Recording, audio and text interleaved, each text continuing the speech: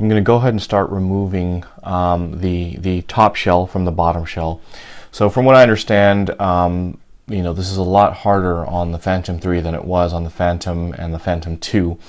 There's some clips that are here, here, and here on each side. And once you remove the screws, that's kind of the next piece, and they are kind of stuck together. It does require some pressure, but I found a trick that works really well. So once the screws are off, we're going to be using this butter knife, and you just need like a dull edge on one end, but something that's sturdy, to pull the top cover over the bottom to release the latch. So we're going to try that.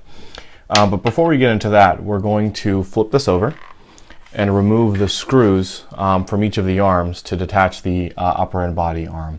So these 4 screws right here, for those that may not be familiar, are for the motor. We're going to leave those on for now. We're going to use a T6 for this corner piece right here. Then we're going to use T8s for this one, and this one, and we're going to do that for each arm.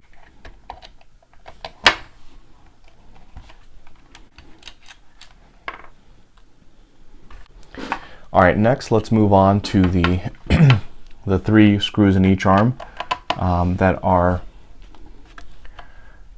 require a T8. So that's this one right here, this one right here,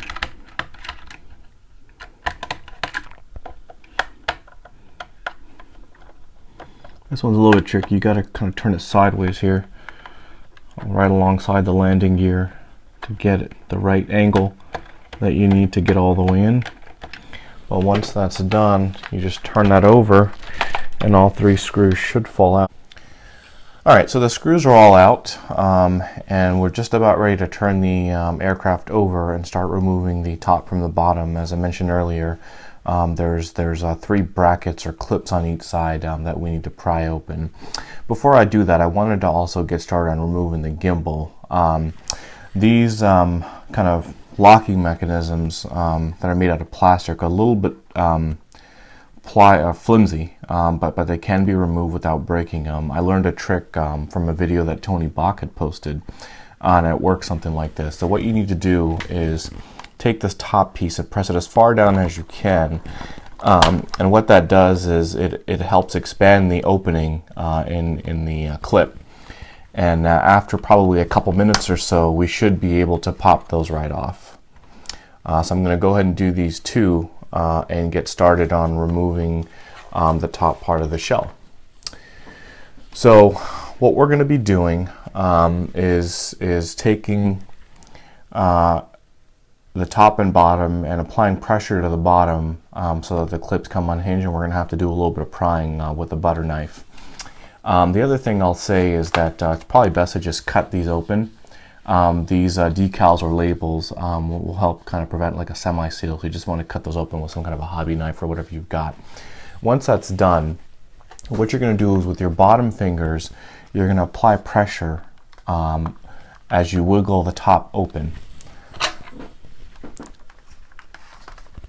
And it's best to start kind of at the edges here.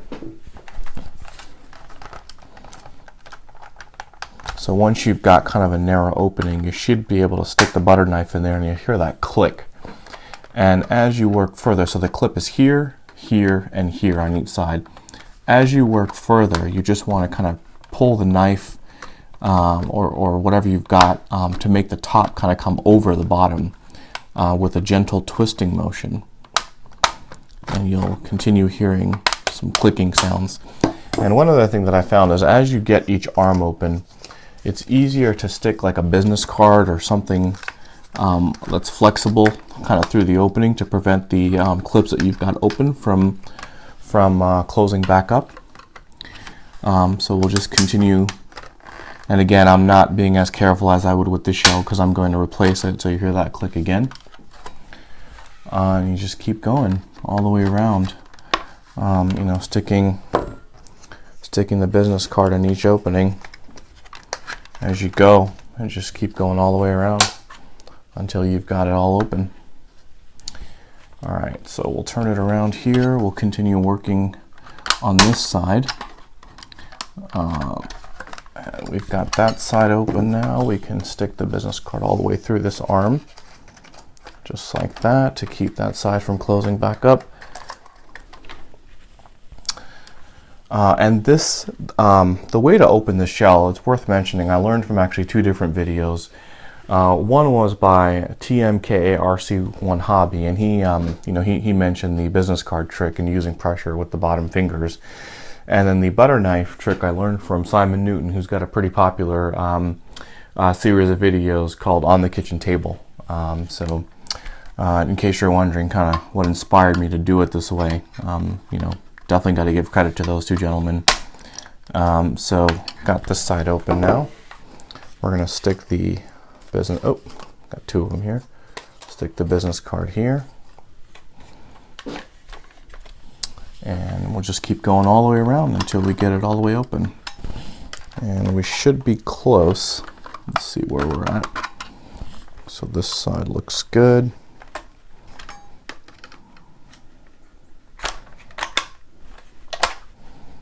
All right. And sometimes it is easier to, you know, work different sides instead of continuing down the same path, just to get a better balance. And I'm just going to continue working my way down here to get that piece open.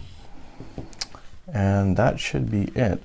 So let's see if, yep, looks like it's all open. I'm not going to pull it off just yet because the top is connected to the main body via the GPS cable that's mounted to the top here. So I'm just going to go ahead and pull these out. I'm just going to leave this as is, and let's turn this back over to see if I can pull off the these 2 clips here that I had pushed in. They should be at a point where they've expanded enough where they should easily come off now. Yep, and there they go. Let's try this one over here. Oh, and it went flying somewhere. There it is. And what's going to happen is these will gradually go back into shape. So the ones that are stock, that come with the aircraft, usually are pliable enough where they'll mold back into shape instead of breaking. The ones that are aftermarket, generally a little bit more brittle.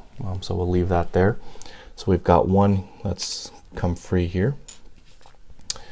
We'll continue working. We'll continue working our way around.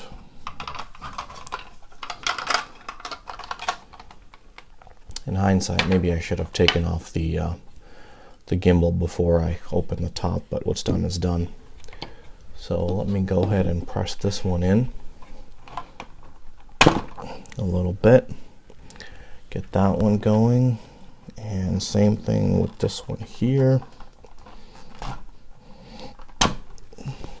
All right, so I'm going to leave that for a little bit, and we'll come back in a little while and see if we can get those open. So while we're waiting for the for these brackets to come undone for the gimbal clamp, let me go ahead and take the top off just to give you guys a peek in case you haven't seen it already. So the Phantom 3, it's kind of all one piece welded together or soldered together.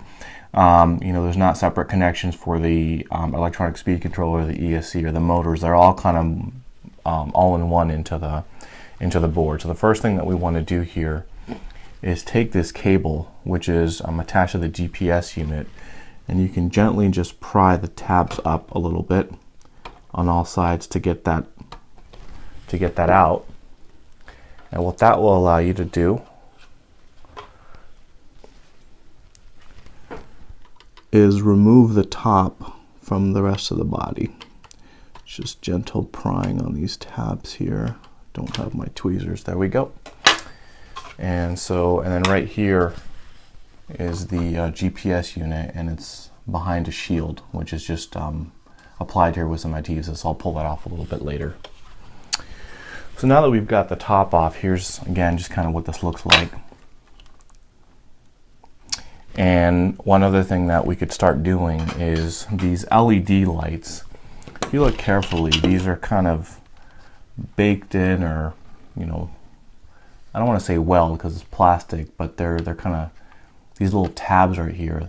That's what's holding the green LED module in place, and the light just below it right here.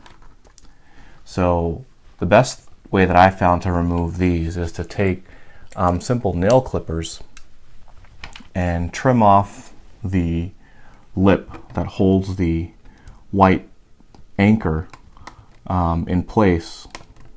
And once you remove those, and there's 2 for each LED module, that module should pop right out of its socket.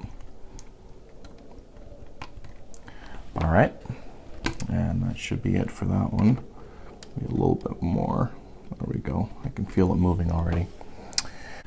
All right, so now that all these little clips are off, and fortunately I didn't break any of them, so I can hopefully use these again when I put the aircraft back together in its new shell. But now we can detach the gimbal plate from the actual gimbal, but we're not out of the woods yet. Right under here there's a couple cables that we're going to need to detach as soon as we move these little air shocks, or I'm not even sure what these are actually called. Let's go ahead and just pull these out ever so slowly, not to tear them. And again, if any of these clips or these things are damaged, you can get these for like $6, I think, for a repair kit. So if you could see here, let me turn this around. There's 2 cables that are going into the gimbal, so we're going to have to remove both of these before we can get under there and detach the 2 pieces. So I'm going to just gently tug at both of these, see if there's one that's easier to remove than the other. And I see a couple tabs here. So it looks like this back one was a little bit easier to take off. There's a tab right here if you can see that.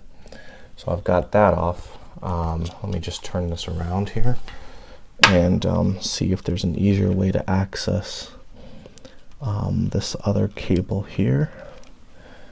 And feeling a little bit of resistance, so there's probably a clip or something that I need to be pulling on that I'm not. Oh, here it is, right here. So right on the outside, there's a little tab right here that I need to push in order to remove this. Let's see if I can get it with my finger. I'm sorry, I know the angle is really bad.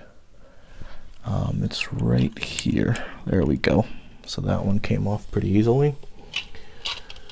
So in case you're wondering, here's what the inside of the gimbal looks like. It's got 2 cables, and I'm going to go ahead and put this bracket back on. Keep everything in place nice and tidy.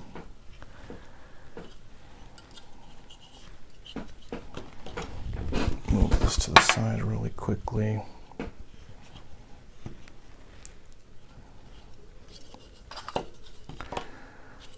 I always get turned around by these things. It's amazing. No matter how many times you do it, just don't have to stop and think about it for a second every time.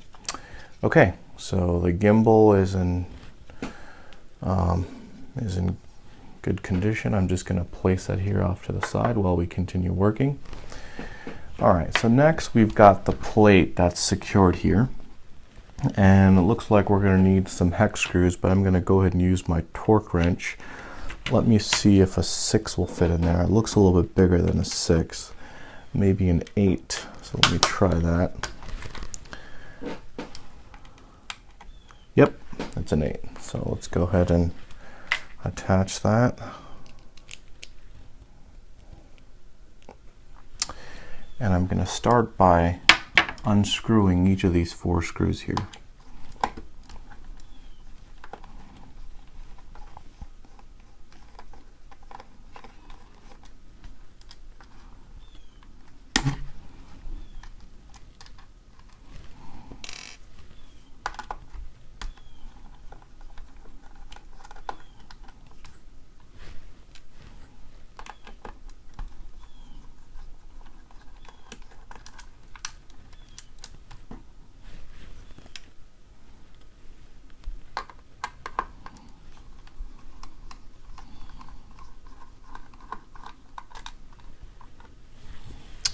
Okay, so the gimbal plate should come right off. Looks like this cable might be glued to this. Let me just undo that real quick. Okay, so now we've got our gimbal plate off.